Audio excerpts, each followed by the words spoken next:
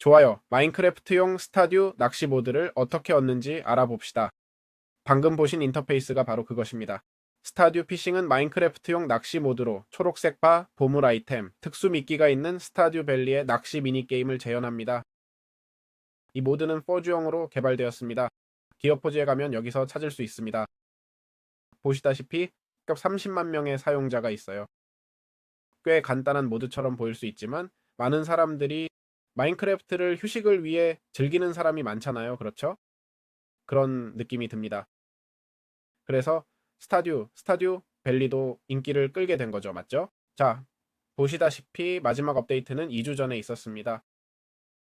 여기서는 낚시 시스템 작동 방식을 보여주고 간단히 설명해 줍니다. 그래서 파일로 가서 4G나 No4G 등 모든 버전을 찾고 원하는 버전, 이 경우에는 1.20.1 버전을 선택할 거예요. 3개의 버튼을 누르고 파일을 받으세요. 이 파일은 윈도우스 파설 fdata roaming.minecraft로 가서 모스 폴더에 저장할 거예요. 알겠죠? 여기 있네요. 그냥 저장하면 됩니다. 호환성 같은 건 필요 없고 자체적으로 잘 작동해요. 사실 꽤 멋진 시스템이에요. 이게 다예요. 설명란에 제 인공지능 강좌 링크가 있으니 관심 있는 분들은 확인해 보시고 아니면 가이드를 계속 진행하겠습니다. 좋아요. 미니게임이 어떻게 작동하는지 마인크래프트 내 스타듀 낚시에 관해서요. 그리고 보시다시피 이 초록색 바가 있어요. 알겠죠? 물고기나 아이템을 잡으면 이런 인터페이스가 열려요. 여기 보이는 것처럼요. 그래서 설정에 따라 왼쪽이나 오른쪽 클릭으로 물고기가 중앙의 초록색 바 안에 최대한 오래 머물게 해야 해요. 보시다시피 물고기가 도망치려고 해요. 옆에 있는 바, 즉 충전바가 다 차면 물고기를 잡게 됩니다. 물고기는 최고 속도, 가속도, 평균 이동거리, 대기시간 같은 매개 변수로 행동이 정의된다는 점이 중요해요. 여기 스타듀 낚시, 미니게임 시작, 마인크래프트 코드로 가보면요. 와, 봐봐. 정말 멋지네요. 즉, 우리가 설정할 수 있는 건 어떤 물고기를 잡을지 정할 수 있어요. 알겠죠? 우리가 낚을 대상에 따라 뱀파이어 파야라가 될 수도 있어요. 봐. 색깔 바꿔. 알겠지? 더 복잡하고 그런 거야. 알겠지? 즉, 우리는 또한 이렇게 할 수 있는 이런 옵션도 있어. 사실 꽤 복잡해지지만 그래도 더 빨리 진행돼. 세상에. 도망치는 모습 봐. 아이고, 여기 있어. 아니, 안 돼. 성공했어. 해냈다. 좋아. 여기 미니게임이 많지만, 물론 비활성화도 할 수 있어. 알겠지? 톡을 미니게임으로 활성화하고 비활성화할 수 있어. 그리고 최고 속도, 평균 이동거리, 정지 상태 유지 시간 같은 설정이 있어. 내 목표는 봤듯이 물고기 위에 초록색 발을 유지하는 거야. 알겠지? 보물 상자가 나타나면 미니게임에서 상자 위에 발을 유지해서 걸어야 해. 알겠지? 그동안 물고기가 도망가지 않게 해야 해. 물고기를 잃으면 상자도 잃게 됩니다. 미니게임이 끝나고 발을 완료하면 물고기나 아이템을 얻을 수 있어요. 알겠죠? 미니게임 내내 바의 정확도로 얻는 경험치를 계산하고 만약 그리고 퀄리티 풋 모드가 있으면 물고기의 품질도 볼 수 있어요. 완벽한 낚시는 일반 경험치의 약 4배를 줍니다. 미니게임은 모든 플레이어를 위한 거예요. 알겠죠? 한 사람만 끌 수 없고 현재로는 한 명만 비활성화할 수 없으며 화면 위치도 바꿀 수 없어요. 알겠죠? 그리고 싱글 플레이어에서 세계가 일시정지되는 것도 바꿀 수 없어요. 그래서 물론 이게 문제라는 걸 이해해요. 그렇죠? 즉 낚시하는 동안에는 반드시 인터페이스 안에 있어야 해요. 멀티플레이어라면 인터페이스를 벗어날 수 없는 게 문제가 될 수 있죠. 맞아요? 하지만 지금은 이게 전부예요. 좋아요. 마인크래프트에서 스타듀 낚시용 보버를 어떻게 사용하는지 알려드릴게요. 보버는 낚싯대에 부착해서 스타듀 낚시 미니게임의 동작을 변경하는 액세서리예요. 여기 트랩 보버 같은 여러 종류가 있어요. 이건 물고기가 도망갈 때 더 천천히 빠져나가게 해준다고 되어 있네요. 놓치지 않게 해주는 거죠. 낚싯줄의 강도를 1.33배로 만들어줍니다. 코르크 보버는 낚싯대 바의 크기를 천천히 늘려서 물고기를 더 쉽게 잡게 해준다고 되어 있어요. 여기에 오른쪽 클릭으로 장착하면 돼요. 낚싯대에 직접 장착하면 이제 사용할 수 있어요. 소나 보버도 있는데 물고기를 잡기 전에 어떤 물고기가 걸렸는지 보여준다고 되어 있어요. 꽤 흥미롭네요. 봐요. 물고기가 오고 있어요. 자, 한번 볼까요? 게이지가 더 쉽게 차는 걸 볼 수 있죠.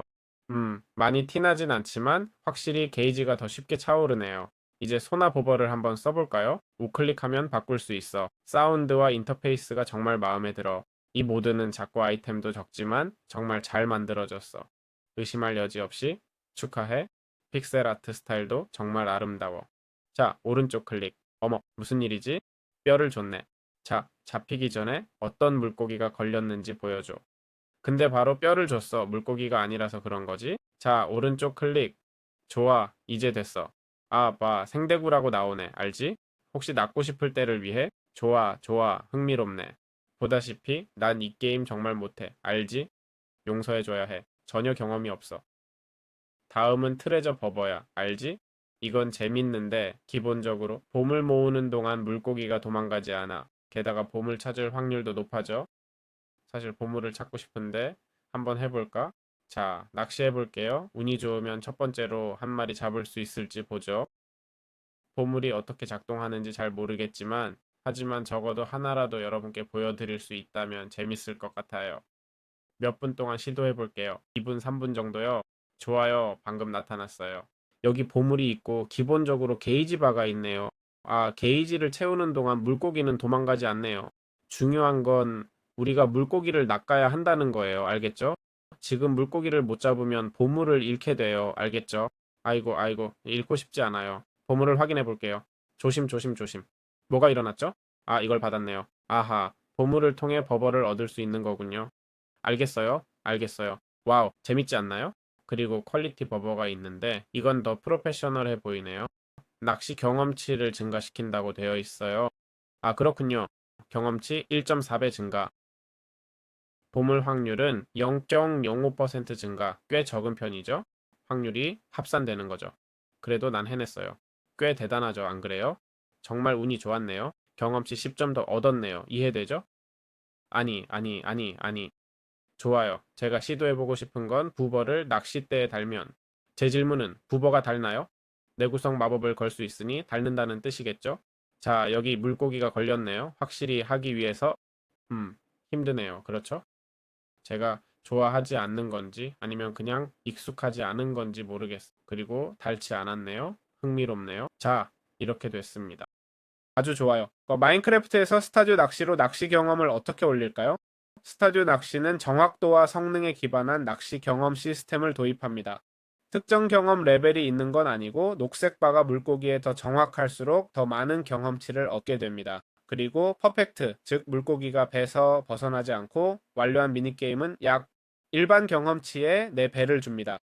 말씀드리자면 이건 정말 어렵습니다. 알겠죠? 그럼 낚시에 영향을 미치는 요소들은 뭘까요? 찌의 정확도, 미니게임 전체 과정에서 바가 물고기를 얼마나 잘 따라갔는지 기록됩니다.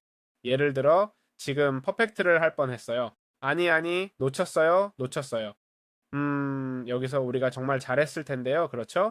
이 정확도는 시도의 기본 경험치를 계산하는 데 사용됩니다.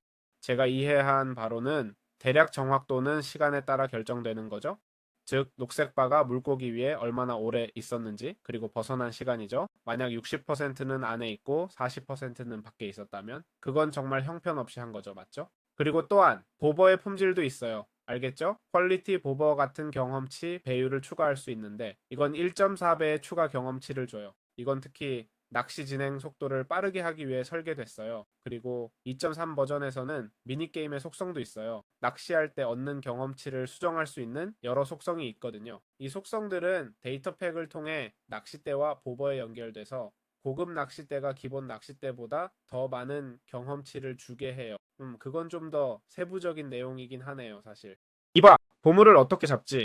여기 하나 있어. 알겠지? 제일 먼저 위에 올라가야 해. 위에 있는 동안 저기 바가 사라진 거 보이지? 좋아. 위에 있는 한, 이걸 가지고 있는 한, 이 호버, 보물 호버야. 물고기는 도망가지 못해. 알겠지? 보통은 도망치곤 해. 보물 호버는 보물 찾을 확률이 높아져서 좋아. 알겠지? 보물은 저것처럼 평범할 수 있어. 중요한 건 물고기를 안 잡으면 못 얻어. 뭐가 나오는지 보자. 봐. 애니메이션 좀 봐. 활이네. 그래. 파워 3펀치 훅. 그리고 화염이 있는 활. 이거 좀 약간 너무 좋은데. 그렇지? 뭐 그래도 괜찮아. 보물 상자는 드물게 나타나지만 황금 상자는 더 희귀하고 더 좋은 보상을 어떤 보상을 더 줄 수 있는지 모르겠네. 다이아몬드 블록 4개. 낚시하는 동안 방금 본 것처럼 상자 아이콘이 나타날 수 있고 걸려면은 초록색 발을 상자 위에 유지해야 하여 동시에 물고기가 도망가지 않게 해야 합니다. 물고기를 놓치면 상자도 함께 잃게 됩니다. 미니게임에서 상자를 걸고 물고기를 잡으면 보셨듯이 상자가 특별한 애니메이션과 함께 열립니다. 상자 확률에 영향을 주는 요소, 욕망 부족 인챈트는 효과가 유지됩니다. 상상자가 나올 확률이 높아져요. 욕망 부족, 스타르프라이. 그건 몰랐네요. 게다가 보물 호버는 확률을 더 높여주는데 이건 제가 방금 보여드린 거예요. 야, 내 보물은? 내 보물 어디 있지? 아니, 여기선 보물이 안 나올 거예요. 아, 이스케이프로 인터페이스를 나갈 수 있... 보물 안 주면 나 떠날 거야. 어디 보자, 보물. 상자 속 아이템은 전리품 테이블로 관리돼요. 펑. 물고기를 잡아서 뭐가 나오는지 보자. 이건 또 다른 문제. 춘 아이아이 세상에 대단한 좋아. 전리품. 상자 안의 전리품은 데이터 이전 버전에선 바이트 타임 멀티플라이어 1이란 값이 골든 상자를 보장하는 버그가 있었는데 이후 업데이트에서 수정됐어.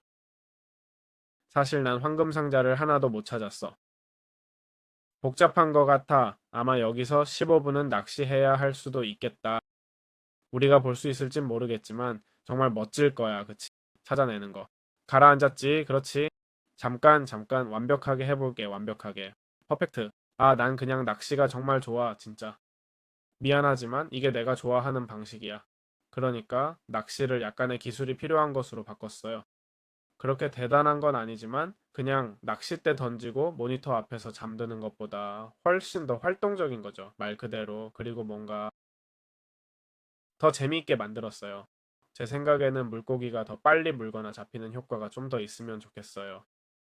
이해해요. 그건 제 개인적인 생각이고 결국 낚시는 편하게 즐기는 거지. 마치 설탕 40개를 한꺼번에 먹은 것처럼 흥분할 필요는 없잖아요. 그렇죠? 하지만 그래도 뭔가 더 있으면 좋겠어요. 왼쪽 클릭으로 한 발을 조작하고 오른쪽 클릭으로 다른 발을 조작하는 미니게임 같은 거요. 물론 좀 더 쉽게 만들면 좋겠죠?